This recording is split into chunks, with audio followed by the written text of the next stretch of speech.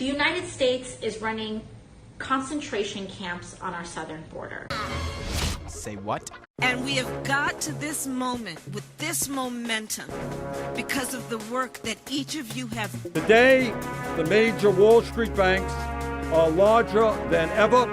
Their profits are soaring. Charlottesville, we saw it again in Pittsburgh at the Tree of Life Synagogue, the attack of the deadliest in American.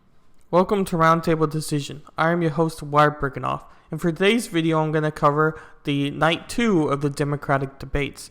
But before I get started, I apologize for any of the extra noise, as it is storming outside. And this was the only time I had to make the video and edit the video, as I wanted to make a second video covering a recap of the first night as well today. But this video is going to be over the second night of the Democratic debates. As you can see here with their main event, it says that the two heavyweights for this set of debate are Biden and Sanders. And the bigger two candidates following Biden and Sanders, according to this article, are Mayor Pete and Senator Kamala Harris. So they hinted on a few considerations to the debate, because obviously you have Joe Biden, who is much more of a older candidate with Bernie, as well as you have more of a, as you can see here with the age gap, you have Sanders, who is 77, and Mayor Pete, who is the youngest president candidate in this debate class at 37. And you have to be 35 to run for presidency, so he's 2 years older than that. But as you can see here in their subheadline, it says the next generation. So they're saying that Mayor Pete and Kamala Harris are the next generation of the candidates for this debate round, compared to the older candidates of Biden and Sanders. So as you can see here, they're hinting on Mayor Pete, and I'll read this whole thing because Mayor Pete is kind of their dark horse of the race. If you go on to read several other articles talking about this debate class, that they think he could end up gaining ground if he says the right things and does the right stuff. You know how that goes. But Mayor Pete may face questions about his handling of police and race relations in South Bend, Indiana, both before and after a black man was fatally shot this month by a white officer who had not turned on his body camera.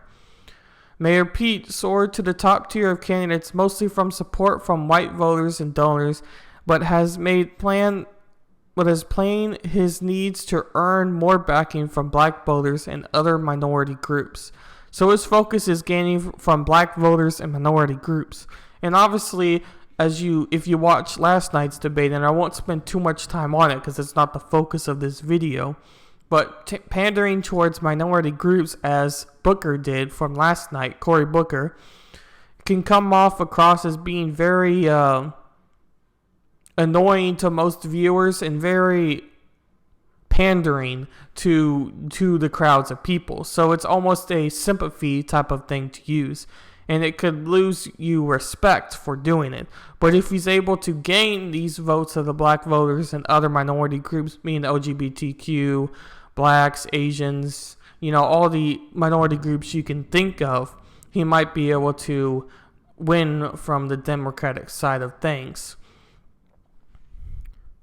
But in particular, I wanted to talk more about the candidates themselves. So you have Williamson, who has proposed billions of dollars in reparations for black Americans as a well-established federal department for peace and for childhood and youth. So she seems to also be wanting to get the black voters. John Hickenlooper plans to emphasize his record of economic renewal, healthcare exposition, and consistency building. So his economic renewal and healthcare seems to be his major issues as I've looked at him. And healthcare could be something you can run a canvassy on, as a lot of people don't think the healthcare system we have now is working very well. And he seems to be more of a moderate type of candidate for this field, because he doesn't agree with Sanders, as you can see here, in his socialism type of approach for healthcare. So if he's able to come up with a different type of healthcare, he might win that sector of population for voting crowds, and he could win the debate or win the Democrat that direction. But obviously, he hasn't been doing too well in the polling with less than 1%. But you could take those polling numbers with a grain of salt.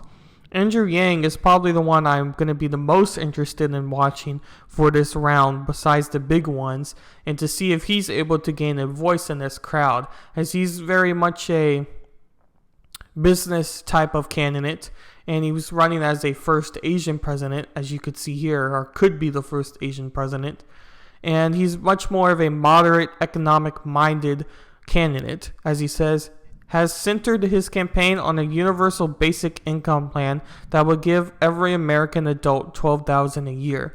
So obviously anything that is universal can be very challenging, such as universal health care, as it typically won't work for a country as big as the United States, even though it has worked in countries such as Canada and others. But even people who live in Canada and the other countries where universal health care is allowed, it can be a very challenging system, as well as the wait times are very large. So figuring out his plan in more details could be very interesting. Then you have Mayor Pete, who has been running on the message of a general change, proposing reforms like eliminating the Electoral College. So the Electoral College always comes up in the election cycle. And real quick, before not getting off topic on Electoral College, because I could spend a whole video on Electoral College itself. The Electoral College itself is measured by each county, and each county's votes are tallied up together to figure out if that state won. So it's measured by county, not so much as population by population. And theoretically, if you get rid of the Electoral College, the only reason, or the only places someone would have to campaign in are major cities, such as Houston such as the major cities and major populations in California, Texas, New York. You would only campaign to the areas that have large populations. And in general, the large populations are Democratic voting, are democratically minded people. So if you get rid of the Electoral College, some people speculate that Democrats would win a lot more of the elections because of it, because, as I've already said, most of the people who are in these higher populations are Democrat. So him running off of the Electoral College could gain him some votes of people who don't know much about the Electoral College, and it could be a smart approach for winning the Democratic debate for tonight. But the fact of him wanting to eliminate the Electoral College is rather concerning. And another quick measure is Mayor Pete is also LGBTQ plus himself, with being a gay person and a gay white man. And so he could, as you see here, the first openly gay president and youngest president, so he could be gaining some minority votes because of that. And he might flash that card in the debate. So it'll be an interesting thing to watch to see how he approaches him being LGBTQ plus himself, and if he uses it to his advantage for the debates, or what he plans to do with it. Now, Biden is the most interesting and the front runner, according to polls, as I've already said. And he is running as a bipartisan bill maker, or deal maker, who could connect with the working class of voters. So obviously he's taking the working class angle, and a lot of political scientists, majors, and people who theorized how Trump won say that he won because of the working class. And I don't think that's far-stretched at all, because I believe that is how he won, and it's pretty easy to tell that was why he won. But the big thing he's running as is a bipartisan deal maker, because that becomes a big thing in the Democratic Party. Because some of the candidates in the Democratic Party are very progressive-minded, and they can't really, if they were to gain presidency, work with the Republican and some other Democrats because of how aggressive their ideas are. So him running as a bipartisan deal maker would say that he can work with his fellow Democrats and work with the Republicans in order to get bills done. And obviously, this may be true, but him presenting the bipartisan angle could win him some of the moderate Democratic votes, depending on how he judges the debate. But Biden himself, although he might be the front runner in polls, he does have a lot to prove. and he would be the oldest to assume presidency, especially if Bernie's also the oldest too, but Biden's older himself. And obviously Bernie is going to gain a lot of these progressively minded votes, as I've talked about earlier. So Bernie is very much the opposite of Joe Biden, as he is a socialist. And there's not much to talk about for Bernie, really, besides that he was running for campaigns such as Medical for All, tuition for free, and he also is a big proponent on felons getting the right to vote in prison. And these three things are very much a progressively minded Democratic vote. So he almost guarantees those votes if he's able to run his campaign in a smart way. The only problem is Medicare for All and tuition-free colleges are not free, and they come with various challenges, such as what I mentioned for Medicare for All in Canada, is that they have very large waiting lists, and bigger problems still manage to be on that waiting list. So although the system is free to the citizens, it's not exactly free as far as other components go. And Kamala Harris is a prosecutor, so watching what she does, or what former prosecutor and a senator from California, and she kicked off her campaign on Martin Luther King Day, announcing her proposal for a new tax credit to lower income families. So again, she's running a more of a tax angled system and wanting to focus more on lower income families. And she's obviously a black female and would be the first female president, or first African-American president, black president, to run for presidency.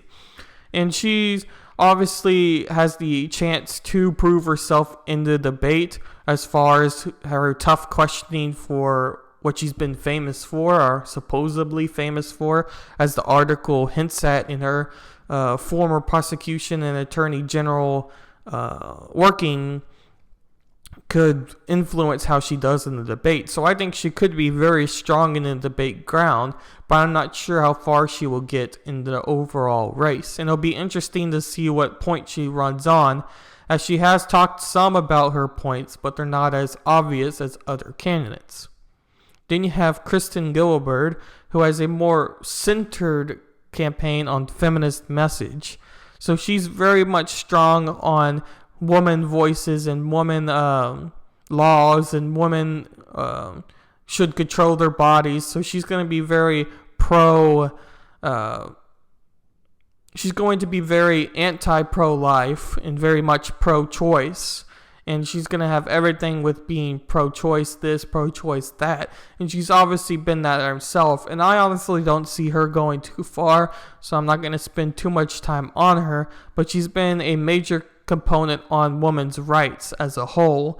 So she might be able to gain the woman population of America, or at least Democratic Party. But I don't see her going very far in the overall debate cycle. Then you have Michael Bennet, who is also a moderate candidate and is claiming to be a bipartisan person, and he wants to create a comprehensive immigration bill reform in 2013. Or he had put together a comprehensive immigration reform. So obviously he's saying that he's had experience and he has a more moderate perspective, and he can work with Republicans. As you could see here, that he's worked with Ted Cruz, who is a Republican for Texas, on the comprehensive immigration reform.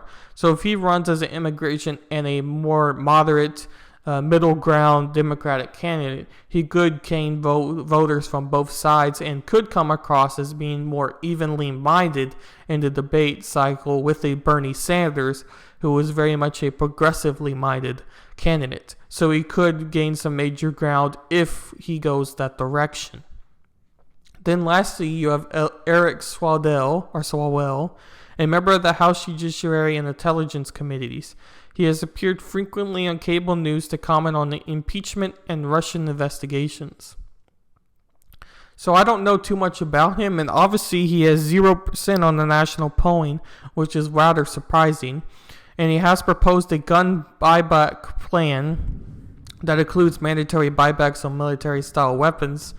And I haven't read too much on his plan, but if it's similar to Australia, what the government gave money to the gun owners, it's a very controversial plan in America, even though it did work in Australia, or some people said it had worked in Australia, and there's still debate there. But if he plans to go on the buyback program in the United States, he'll have to face against the Second Amendment. And the working class ultimately agrees fully with the Second Amendment, so he's probably not going to gain too much of the working class voters, what the Democrats want to gain in order to win the election. And obviously with his impeachment and the Russian investigations, I have a feeling that he could bring that up in a debate. And many Democratic-minded people do agree that Trump was wrong and should be impeached. So he should gain a lot more ground in that direction for the more progressively minded or more conspiracy minded, in my opinion, thinking people. Because there is obviously the other side what believes Trump is fully wrong. And I'm somewhere in the middle. I don't think Trump is the perfect person by any means, or the perfect president by any means. But it is important that if he's going to run on an impeachment, that he's going to come across as more as the extremist to the average viewer. So real quick, I was going to talk about what we might see in the election. And this Vox article is a big read to know what time it is. So it's 9 to 11 Eastern time on Miami, and will air on NBC. And it talked a little bit about who the main candidates are, what we've already talked about. And it talked about where the Democratic race might start or where it could end up going. So it's just a good article if you don't know too much about debates. I will have it in my show notes, but this article, what we have looked at, talks about all of those issues. But I was going to go to this article here, what had a few points, what I was going to briefly talk over. So the first one is, how does Biden handle the bullseye on his back? So obviously this is talking about him being the front runner in the polls. And a lot of the candidates who are in the debate with Biden might want to attack him or try to keep him off guard and win the debate in that direction. It's a key thing to note that the first debate what happened, nobody mentioned Biden by his name, which was rather surprising. So I wonder if the second debate will mention Biden, obviously since he is a candidate, what is being talked about for these debates, and obviously will be there with the other candidates. I do see him being quite attacked by some of the candidates, especially Bernie Sanders. I could see Bernie Sanders and Biden being a major target at each other. And obviously that hints to the second point. Will Sanders be a target or a terminator? So it's talking about, will Bernie come across as being a victory or a loser in some degrees? I think Bernie is going to be a major target by Joe Biden and the other moderate candidates. I can even see Andrew Yang coming after Bernie as well for his more crazy ideas, for lack of better words, his more radical, free ideas, what he believes as a socialist type of government. But obviously, if Bernie is able to do what he did in the last presidential cycle, he could come across as the winner for the average viewer of the Democratic Party and the average person what wants free healthcare and free college. Because if you don't know too much about either issue, it sounds like a really, really good idea. And I've hinted at this earlier, how prosecutable will Harris get? So how much will she come out against the other candidates? How much will she actually debate the other candidates? And I could see her jumping in quite a bit. I'm not sure how much ground the moderators would let her get, but obviously if you looked at last night's moderators from the previous debate, they did let a lot of crosstalk happen. So if Kamala Harris is able to gain crosstalk, she might come across as being able to outdo her candidates because she's able to breach on the time they have. And this is a brilliant strategy debate-wise for at least presidential elections. Obviously, in formal debates such as in high school or in college, that wouldn't happen. But the presidential debates are a little more crazier type of structure. And how will Mayor Peter come across? So this is a big one because he is young and he is the mayor, obviously, and he is a gay female, or gay female. He is a gay male and a pro LGBTQ, because obviously he is in the LGBTQ community. But the big thing about they're talking about is the shooting of the black man by a white South Bend police officer. So the Los Angeles Times thinks that this is going to be a huge talking point for Mayor Peter, and it's going to depend on how he's able to handle it. How is he going to commend the officer? Is he going to praise the officer, or not praise the officer? Is he going to praise the police force, or is he going to go against the police force? And I can see him going against the police force quite a bit, as I can see that being a major talking point of his for police reform, or for changing the police cycle to something a little better, or something a little more fair for the minds of the community, in the community he ran across, or in the community as a whole, if he runs as the president, or if he becomes the president, more like. How much attention will Yang and Wilson receive? So these are the more moderate candidates, and I do think they're in a list of other Democratic candidates who are more progressive. So their voices could be hindered by the amount of progressive voices that are in the debate as well. But they could come across as being the only moderates, or the only more, I wouldn't say more reasonable views, because they are reasonable, but it just depends on your perspective about it. But if they're able to come across as more fair, or more concerning to other issues, and come out to debate against the more progressively minded, like Sanders and Kamala Harris and other candidates like that, they could come across as being more, like I said, more fair. And then coming across as more fair could gain them a lot more votes by the average American viewer, and therefore go up in the polls because of the average American viewer. So again, I see the debate going much like the first debates, even though I do think that there's going to be more cross-talk and more debate in this debate, as you have the front runners and you have people who aren't afraid to back down like you had in the first debate. And obviously with having Joe Biden and Bernie Sanders next to each other on the debate table, it's going to be very, very controversial on their stances they have. And you have the Kamala Harris and Kristen Gillibrand, also in the debate as well. So you have a lot of people who are willing to fight against each other. So I do think that this debate will be much more interesting than the last debate. And obviously from what we've listened to before, I will recap the second debate on Friday, but look for my next video after this one sometime today about recapping the first debate. And thank you for watching, and it should be a very interesting presidential race.